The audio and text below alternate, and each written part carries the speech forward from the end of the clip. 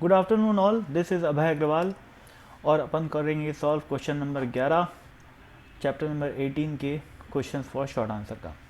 The equation for refraction at a spherical surface is given by this equation.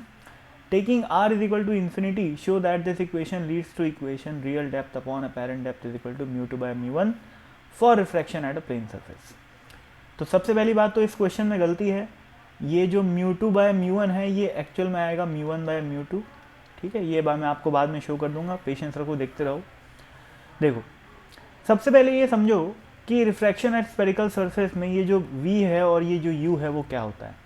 देखो, u है object distance, ठीक है, पोल से लेकर ऑब्जेक्ट की जो डिस्टेंस है उसको u बोलते हैं। ठीक है, अब वो साइन कन्वेंशन वगैरह वाली बात को ज़्यादा अपने को ध्यान नहीं देना है। ठीक है, साइन कन्वेंशन की इस फिलहाल क्वेश्चन में नीड नहीं है। और वैसे अगर आप देखोगे तो मिरर से लेफ्ट साइड में ये सब रखा हुआ है, ऑब्जेक्ट और इमेज दोनों। तो फिलहाल मेरे को ऐसे लिखना चाहिए माइनस सी और माइनस वी, क्योंकि इस फॉर्मूला में v और जो u रहता है वो साइन कन्वेंशन के साथ रखा जाता है, जबकि ये जो मैं OP लिखा हुआ हूँ ये क्या है, डिस्टेंस है। ठीक है ना भाई, तो बेसिकली OP से लेकर P की जो डिस्टेंस है वो क्या हो जाएगी, माइनस ऑफ u हो जाएगी। ठीक है ना, क्योंकि जो u है वो कोऑर्डिनेट ऑफ दी ऑब्जेक्ट होता है और v क्या होता है, कोऑर्डिनेट ऑफ दी इमेज।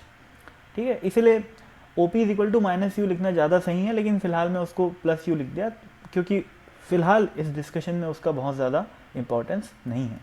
ठीक है, खैर मैं बात कर रहा था ये जो u है और जो v है वो क्या होता है। तो u क्या है, ऑब्जेक्ट डिस्टेंस, और v क्या है, इमेज डिस्टेंस। यानी कि अगर मैं u की बात करूँ तो u क्या है, u है अपना रियल डेप्थ।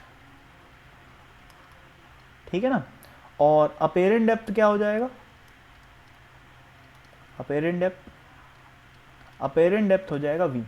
ठीक है, अब सोचो r is equal to infinite का क्या मतलब होता है, किसी भी प्लेन सरफेस के लिए जो रेडियस ऑफ कर्वेचर होता है वो कितना होता है, इन्फिनिटी होता है।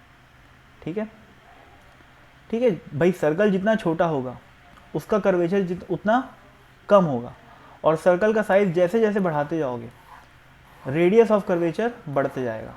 और ये दिख रहा होगा आपको, ये जो लगातार यहाँ से लेकर यहाँ तक मैं जो लाइंस बना रहा हूँ वो लगातार ज़्यादा कर्व से लेकर कम कर्व की तरफ बढ़ते जा रही है। तो जो एब्सोल्युटली सीधी लाइन होगी उसका रेडियस ऑफ कर्वेचर क्या हो जाएगा, इनफाइनाइट हो जाएगा। ठीक है भाई, तो r is equal to infinity मतलब होता है प्लेन सरफेस। जैसे यहाँ पर जो मैं कर्व सरफेस बनाया हूँ वो कर्व सरफेस ना रह के क्या हो जाएगा, प्लेन सरफेस। तो प्लेन सरफेस का r इज इक्वल टू क्या होता है, इन्फिनिटी होता है। ठीक है, अब जैसे इस इक्वेशन में मैं क्या रखा, r is equal to infinity रखा, तो ये राइट हैंड साइड क्या बन गया, 0 बन गया, और इक्वेशन आ गई हमारे पास mu2 by v is equal to mu1 by u। ठीक है, तो ये हो जाएगा अपना v by u is equal to mu1 by mu2। देखो स्टेप बाय स्टेप करके दिखाता हूँ, इस u को यहाँ ले जाता हूँ। ठीक है, तो u by v is equal to क्या बन जाएगा, mu1 बाय mu2। ठीक है, तो v बाय u क्या बना, mu2 बाय mu1। ठीक है, लेकिन ध्यान दो, अब v क्या है, अपेरेंट डेप्थ है, सॉरी हाँ अपेरेंट डेप्थ, और u क्या है, रियल डेप्थ है। और यहाँ पर क्या लिखा हुआ है, real depth upon apparent depth. तो मेरे को बेसिकली u बाय v निकालना है, तो u बाय v क्या आएगा, mu1 बाय mu2 आएगा, न कि mu2 बाय mu1। इसीलिए ये गलत है, थोड़ा सा मिसप्रिंट हो सकती है, कोई खास बात नहीं है। तो ध्यान रखना, इसका आंसर, एक्चुअल आंसर क्या है, mu1 बाय mu2, ये अपन प्रूफ कर सकते हैं। ठीक है, यानी कि real depth upon apparent depth is equal to mu1 which is the medium, which is the refractive index of the medium in which object is present, या बोलना चाहिए यहाँ पर जिस मीडियम में इंसिडेंट लाइट आ रही है, ये इंसिडेंट लाइट है।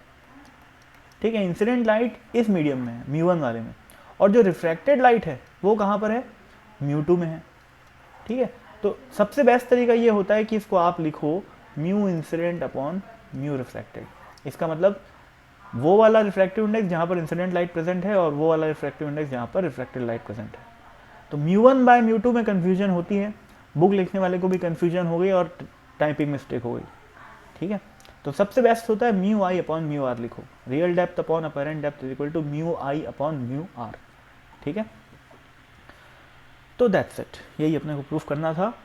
और क्वेश्चन में थोड़ी मोड़ी गलती होती रहती है, वो कोई खास बात नहीं है ना। अपने को यहाँ पर बुक की गलतियाँ नहीं छांटने नहीं बैठना है, अपने को यहाँ पर कॉन्सेप्ट सीखने का मतलब है ना, जो कि अपन समझ गए। तो इसी के साथ साथ thank you so much for watching this video, bye.